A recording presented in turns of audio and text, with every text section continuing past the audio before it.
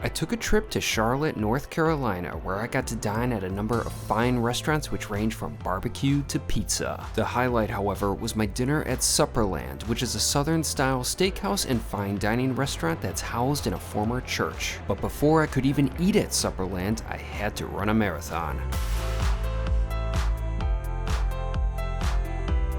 Today, I'm here in my hotel room in the fine city of Charlotte, North Carolina. I traveled here to run the marathon, which I did yesterday, but of course, I'm also going to be getting some good food. And I've definitely had some good food so far, which I'll of course be sharing. But because I was doing a marathon, something so rigorous and intense, I wanted one really special meal, something to look forward to. Now there were a few places that really intrigued me, but ultimately I decided on going to a place called Supperland, which is a southern sort of steakhouse slash fine dining restaurant that is housed in an old converted church. Yeah, it's pretty unique, and I like unique places like that, but the food also looks amazing, their menu sounds really good, and the place has pretty good reviews, so I'm very excited to check it out. Now, I'll be going to Supperland later today for dinner, but first, I'd like to showcase the spots that I've gone to already on my trip, which for the most part have been pretty good.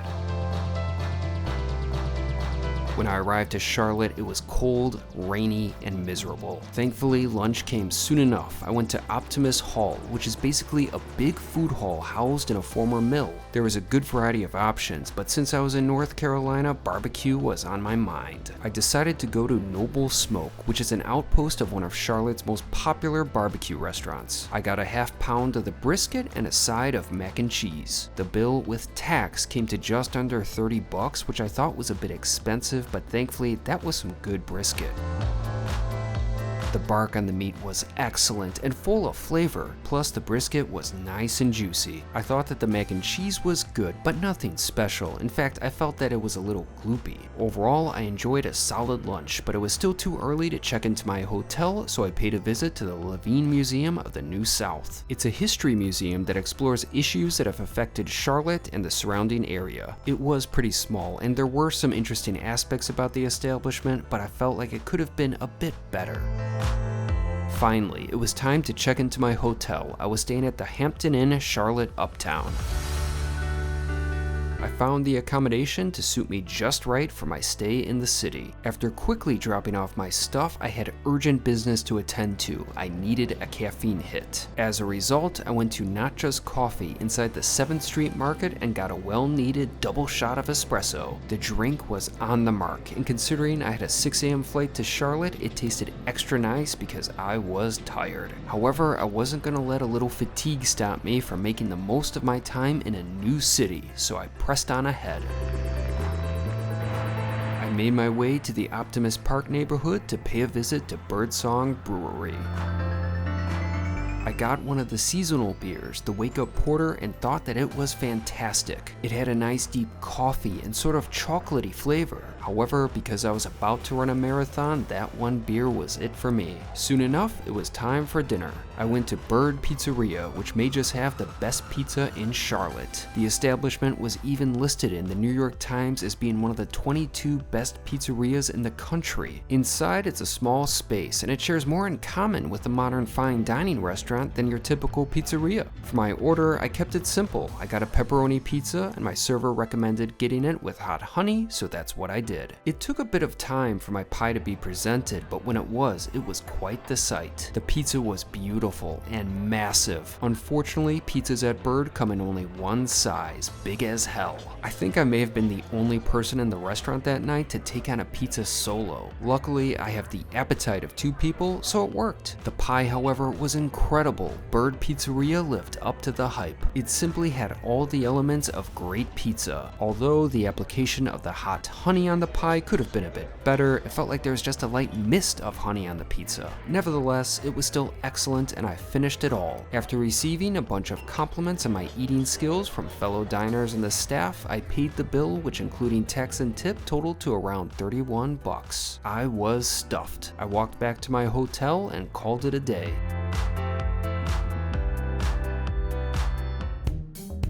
Waking up, I was greeted with clear, sunny skies. First, I took advantage of my hotel's free breakfast. I ate pretty light that morning since it was the day before my marathon and I planned on having larger meals later. However, on subsequent days of my trip, I ate far more, and I've gotta say it wasn't bad for a free hotel breakfast. Soon, I headed out of my accommodation to explore the nearby Marshall Park, which featured some nice fall colors and skyline views. Charlotte is so much better when it's not pouring rain. Next, I went to the Charlotte Convention Center to pick up my packet and materials for the next day's marathon. I was pretty nervous about the race, but with the day before the marathon, it was key for me to try my best to relax and eat well. At least I'm pretty good at one of those two things. And speaking of eating, it was time for lunch. I went to Johnny Burrito, a well-loved establishment located inside an office building. I was surprised to find a long line in front of the restaurant, but it moved quickly. There was a friendly employee managing the line. He explained to me how the restaurant worked and gave me a card that said rookie since it was my first time and a nice little bottle opener souvenir. I got a massive burrito bowl for $14.50 with the firecracker chicken, which was like a blackened chicken. The bowl was excellent. It instantly became clear to me why Johnny Burrito has so many loyal customers. After finishing my lunch, it was time for some culture, so I went to the Uptown Mint Museum, which is an art museum. I thought that it was a pretty nice institution. It didn't have many big-name artists, but the works on display were interesting. It was definitely a great way for me to spend an afternoon. Later came the most important part of my day, dinner. Because I had the marathon the next morning, I needed to eat a lot. Like a lot of runners, I love carb loading, so I wanted pasta. As a result, I went to Angeline's, a modern Italian restaurant. It's a nice looking place, and there was quite a crowd inside the establishment. To start things off, I ordered one of the restaurant's signature dishes, the whipped ricotta with lavender, honey, lemon, oil, pistachios, and the house bread. The bread was good, but nothing special. The ricotta spread, however, was amazing. I loved what the lavender honey brought to the mix. It was just so good. For my entree, I got the cacio e pepe, which was a bit different than the typical versions I've had of the dish since it uses lumache pasta as opposed to the longer noodle-based examples of the course. However, I liked it. The flavor was there and the pasta was perfectly cooked. In addition to my cacio e pepe, I was enjoying a side of the crispy Brussels sprouts. The dish consisted of balsamic apples, pickled mustard seeds, and pecorino. I love Brussels sprouts, and that was a solid side dish. To finish things off, I had to get a dessert. I went with the zeppolets, which were paired with a seasonal jam and a chocolate ganache. The little mini Italian donuts came to my table piping hot and fresh. The zeppolets were delicious just by themselves, but when combined with the chocolate and jam, they were a delightful treat. After finishing, it was time for the bill, which totaled to $65.60, but with my tip, I spent about $79. I then went back to the hotel and settled in for the night. I had quite the endeavor to face the next day.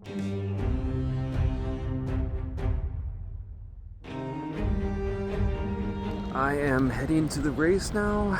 I am nervous, I'm cold, just want to get this started and get it over with. I hope it goes well. I made my way to the race area. There was no question about it. I was intimidated for what lay ahead.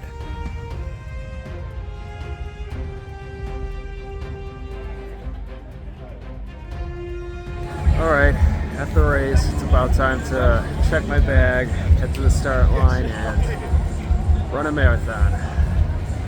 Let's do this. Soon enough, the race started and I was running through the streets of Charlotte. The weather was perfect, but it was a challenging course with constant hills to climb.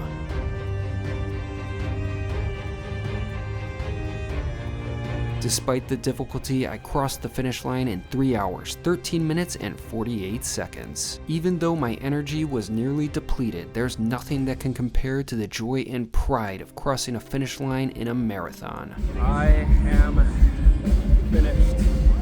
Exhausted, but I feel great.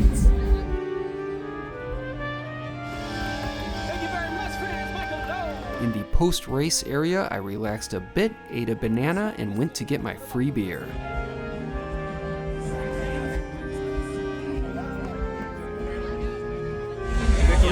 Ultra is not the greatest beer, but after running 26.2 miles, it tastes a hell of a lot better than it normally does. My initial exhaustion of running a marathon faded away, and I was filled with excitement and energy.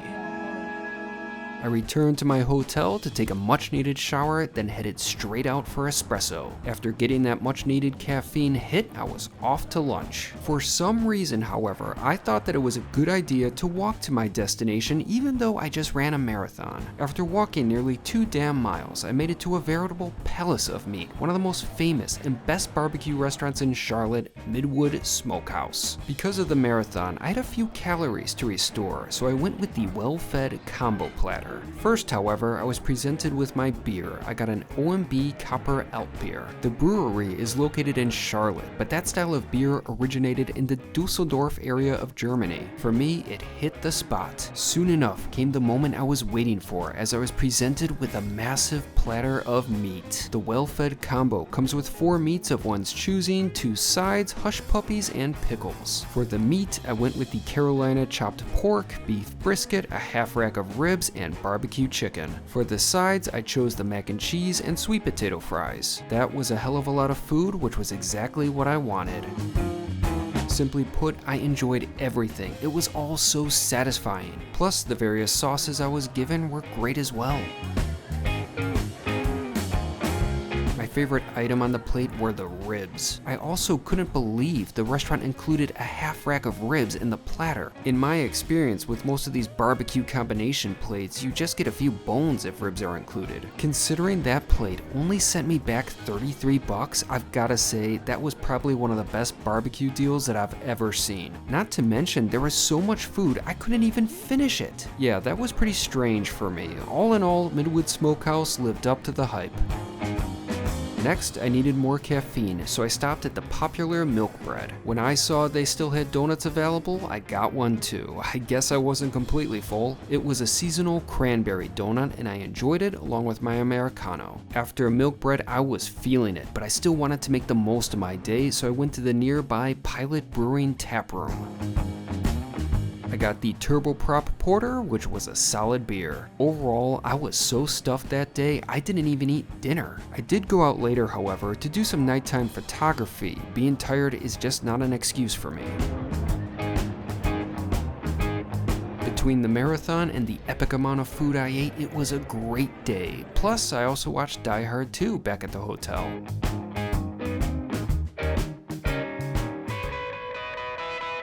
Today was the day that I would be having my steak dinner at Supperland, but first I wanted a light lunch, so I went to Charlotte's regional fried chicken fast food chain of Bojangles. I've had Bojangles once before, but it was a long time ago. I got a 3-piece meal that came with a leg and 2 thighs. It also included a biscuit and 2 sides of my choice. The chicken was great. It was fresh, juicy, and crispy. The biscuit was very good as well. It was warm and buttery. For my sides, I chose the dirty rice and the fries. I really liked the dirty rice. It was very tasty. As far as the fries, they were just alright. They came in a weird shape, but I liked the seasoning on them. Overall, I enjoyed my lunch at Bojangles. Now, is it better than Popeyes? I'm not sure about that, but it was pretty good. In the afternoon, I went to one of the top tourist destinations in Charlotte, the NASCAR Hall of Fame. I've gotta admit, I'm not a NASCAR fan at all. I'm much more fond of F1. However, I can't deny that that was an excellent museum. I learned a lot and was intrigued by all the items on display. Even if one dislikes NASCAR like I do, I feel like that museum is a must visit.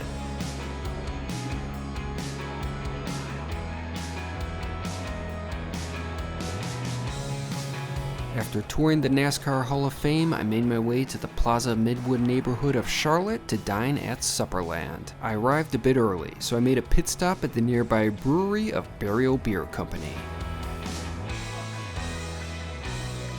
I got the Rust Vienna style lager, which was very nice, and I did a bit of reading, but soon enough, the moment I was waiting for arrived. I made my way to Supperland, a southern style steakhouse housed in a restored mid-century church. As the singer Hosier once said, "Take me to church." Inside, Supperland is a beautiful restaurant that has preserved aspects of the church and incorporated them into the restaurant, such as the use of pews as seats. I was situated along the chef's counter, which gave me a fantastic view of the open kitchen and roaring flames. Even from where I was sitting, I could really feel the heat. Before, when I was outside the restaurant, I saw the massive amount of wood they must use for their grill. I've definitely got to give a nod to the chefs working that station. The temperature must be very intense. Diving into the menu, Supperland features an intriguing selection of modern Southern classics. As for steak, there's really only 3 options, and in my mind, I feel like it's a bit of a stretch to call themselves a steakhouse. Nevertheless, I was only going to have 1 steak anyway, so what the hell did I care? Moving on to the drinks, Supperland has a great array of cocktails, but I opted for a glass of wine. I got a 2020 Clos Saint Antonin Côtes de Rhône. It was nice, it was easy to drink, and very food friendly. I loved how from my vantage point I could watch the action at the grill and see my steak being cooked. Eventually, my steak and side were brought before me. I went with the 18-ounce prime ribeye, which was served simply with salt and pepper. The steak came pre-sliced, which I didn't mind, especially considering the fact that the restaurant is modeled on sharing and classic church potluck picnics. Sliced or not, that steak was delicious. It was cooked to a perfect medium rare and was very juicy.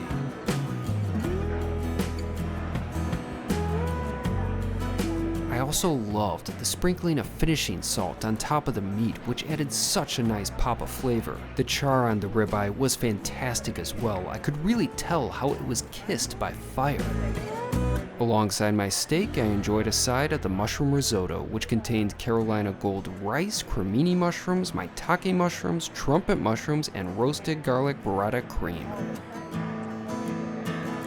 The side dish was amazing. It was savory and rich with an explosion of umami flavor. That was easily one of the best sides I've paired with a steak all year. Simply put, I was loving my dinner. The food was excellent, the atmosphere was amazing, and the service was on point. In fact, one of the servers even noticed and complimented my Orient watch. I always appreciate a fellow watch lover. After finishing, I was given a hot towel, and then it was on to dessert. There looked like there were some real tasty sounding options, but I ultimately went with what my server suggested, the s'mores cobbler. The dish contained a chocolate cobbler with a graham cracker pretzel crumble, toasted marshmallows, and burnt ember ice cream. It wasn't a surprise to me when I found the course to be absolutely delicious. It was a true chocolate lover's dream. All of the components of the dessert worked. I particularly appreciated the burnt ember ice cream. The restaurant actually managed to incorporate a sense of the grill and fire into the dessert. It was an ideal ending to a great meal. After finishing, it was time for the bill, which totaled to $133.15, but with my tip, I spent a bit over $158. That was, without a doubt, the best meal I had in Charlotte. So I just got back to the hotel. That was an excellent dinner at Supperland. I had a fantastic time there. There are just so many things about that restaurant that I really liked. First off, the fact that it's housed in an old church is definitely a unique aspect, but there's a lot more to the restaurant than just the uniqueness of where it's located. I really liked their menu. I thought there were a lot of interesting dishes on there. I would have loved to have tried a lot more. Supperland has taken a lot of these classic southern dishes and elevating them to a new level. Now, the ribeye I got is nothing special or unique, but what it was just a damn fine, perfectly cooked ribeye, and it was so delicious. Not to mention the fact that this was my sort of celebration dinner after the marathon, so even though there were probably more innovative and interesting dishes on the menu, I wanted a ribeye. I ran 26.2 miles for it. That's what I was gonna order. And I gotta say, after having gone through something like a marathon or gone through any endeavor and to celebrate with some food, I think it adds some extra flavor points to whatever one eats. everything tastes just a little better after achieving something. In summation, I think Supperland is a fantastic restaurant that goes far beyond the unique facet of them being located in a former church. To sum it up, I had a fantastic trip, crushed a marathon, and ate a lot of great food. Charlotte has been excellent, and I hope to one day return.